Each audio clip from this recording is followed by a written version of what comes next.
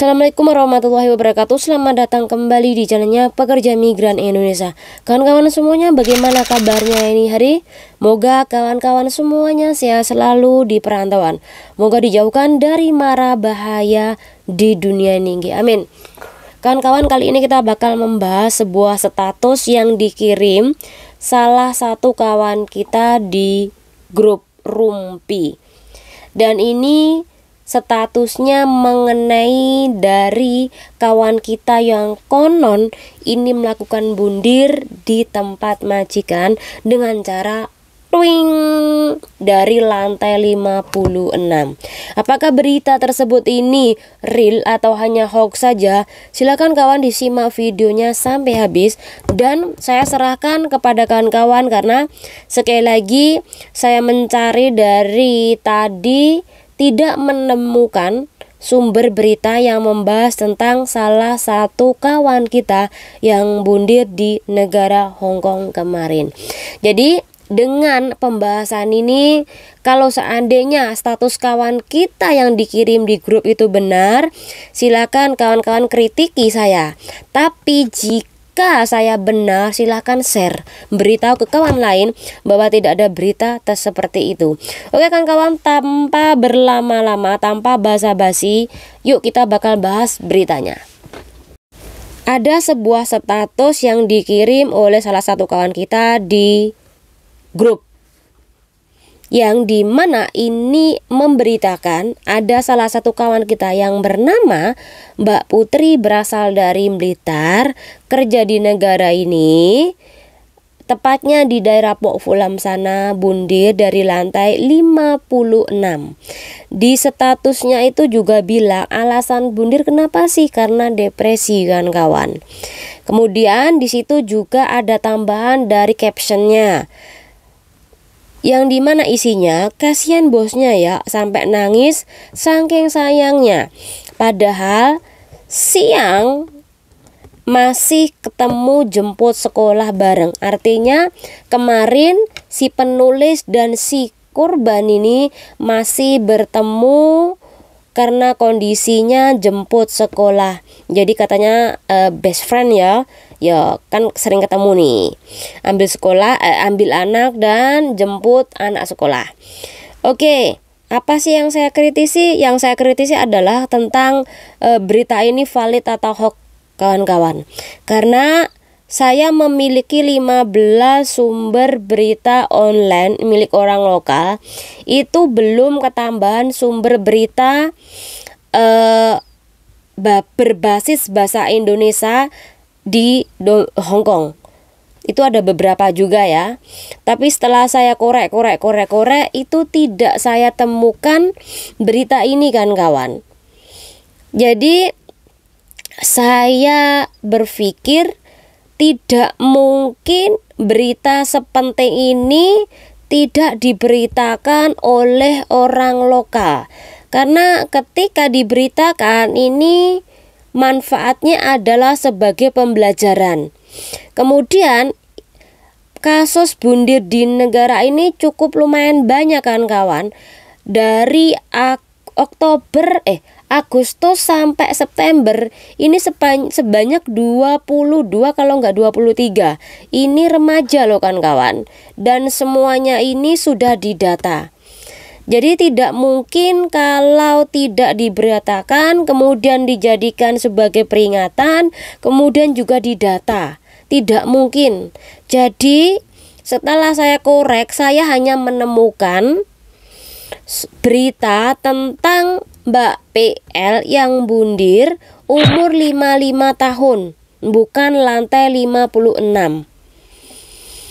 Itu pun memang kejadiannya di Pok Fulam sana. Masalahnya sama, alasannya sama. Kenapa kok bundir? Depresi. Depresi karena permasalahan dengan pasangannya. Jadi sekali lagi bukan Mbak Indonesia tetapi Mbak PL. Itu pun kejadian beda bulan walaupun di tahun yang sama. Kalau Mbak PL itu sekitaran bulan Mei tanggal 30 2023. Kalau kawan-kawan bertanya di daerah Pok Fulam ada, jawabannya ada yang bundir, tetapi beda bulan. Jadi apakah mbaknya ini bikin berita hoax? Menurut saya hoax, karena sekali lagi saya belum menemukan. Atau jika kawan-kawan memiliki sumber berita yang valid masalah ini, silakan di-share ke tempat saya. Ya, saya dengan senang hati akan menerima berita yang valid. Tapi sekali lagi kalau tidak valid, tidak mungkin saya memberikan berita sebagai informasi yang valid karena tidak jelas sumbernya. Ya. Dan pokoknya gini kan kawan, kalau beritanya ini penting, pasti ini bakal diberitakan oleh situs online negara ini. Tidak mungkin tidak diberitakan, ya.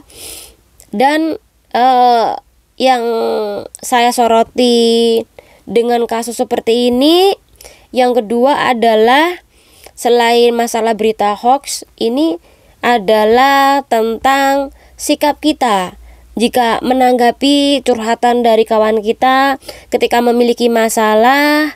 Mungkin kita tidak bisa membantu dengan kata-kata menyemangati solusi, tetapi kita bisa membantunya dengan menghargai perasaannya.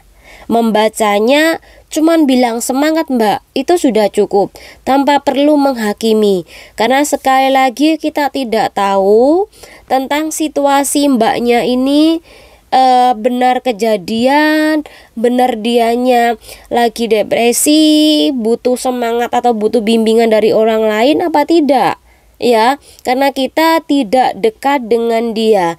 Jadi kalau ada orang curhat, jangan dibully. Jadi kalau orang curhat cukup dibaca, kalau sampai tidak memiliki solusinya.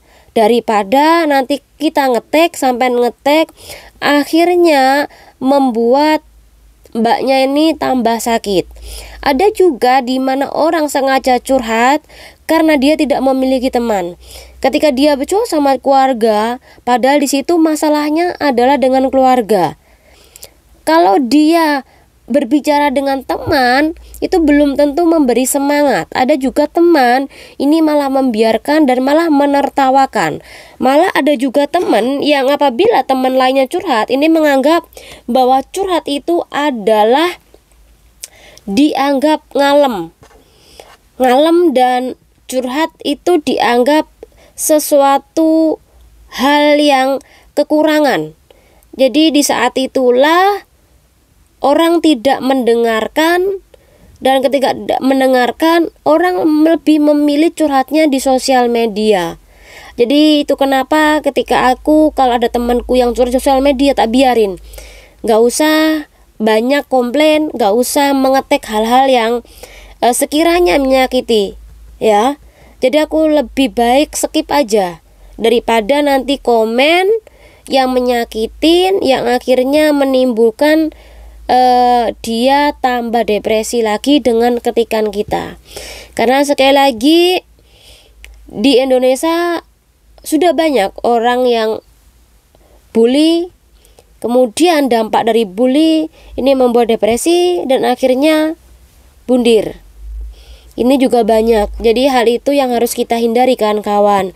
Apalagi yang curhat itu adalah anak yang terlilit hutang bank, anak yang ada masalah dengan keluarga, pasangan, dengerin aja. Walaupun itu pasangannya dengan sipit ataupun pasangan dengan majikan, dengerin aja. Karena sekali lagi yang namanya cinta itu buta. Gak hanya buta mata, bisa jadi dia buta hati. Jadi karena dia buta hati, buta mata, dia butuh orang yang ada dekat dia memberikan solusi, membuka mata hatinya, membuka matanya tentang suatu kondisi yang sebenarnya. Jadi tidak perlu kita mau hujat mereka nggih. Oke, dengan akhir dari pembahasan ini. Semoga bermanfaat buat kawan-kawan semuanya. Channel Duri, wassalamualaikum warahmatullahi wabarakatuh. Jaga kesehatan kawan-kawan, karena sekali lagi memasuki musim dingin banyak sekali kawan-kawan yang ngedrop. Jangan lupa jaga diri, minum madu secukupnya dan juga ditambah lemon. Nggih. Bye bye kawan-kawan semuanya.